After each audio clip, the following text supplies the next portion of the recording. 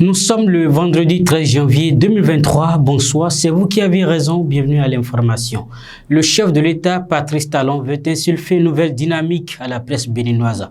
À l'occasion des échanges de vœux hier avec les institutions de la République, il a exprimé sa volonté de vouloir assigner une mission particulière à la haute autorité de l'audiovisuel de la communication ACAP pour engager des consultations sérieuses avec les acteurs de la presse nationale afin de proposer au gouvernement assez vite les axes d'une réforme ambitieuse et pertinente du secteur. Une annonce saluée par l'Union des professionnels des médias du Bénin, UPMB. L'Union progressiste, le Renouveau, le Bloc républicain, les démocrates sont les trois partis qui vont siéger au cours de la 9e législature. La Cour constitutionnelle a validé hier jeudi les grandes tendances proclamées par la Sénat dans le cadre des élections législatives du 8 janvier dernier. Il faut, à l'exception bien entendu du taux de participation qui est désormais de 37,79%. Au lendemain du verdict final, quelques citoyens rencontrés à Cotonou apprécient les résultats définitifs. Suivons-les. On se réjouit quand même que l'opposition quand même fait son grand retour au Parlement. Parce qu'avant c'était un Parlement monocolore. C'était un Parlement monocolore. Au moins, il y aura la diversité d'opinions.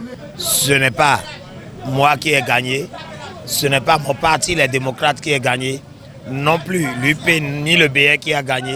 C'est le Bénin qui a gagné parce qu'il y a eu la paix, la concorde, la solidarité, l'entente, la cohésion de tous les partis politiques et bon vent à l'animation de la vie politique de notre pays. Je suis vraiment content du résultat. Donc c'est pas circonscription, ils ont donné les choses là. Donc il faut voir ce que tu as en première circonscription, ce que tu as en deuxième circonscription, jusqu'à 24e circonscription. Pour les élections présidentielles, là, c'est une seule circonscription. Mais pour les élections législatives, là, c'est 24 circonscriptions. Donc c'est par circonscription, il faut voir ce que tu as d'abord.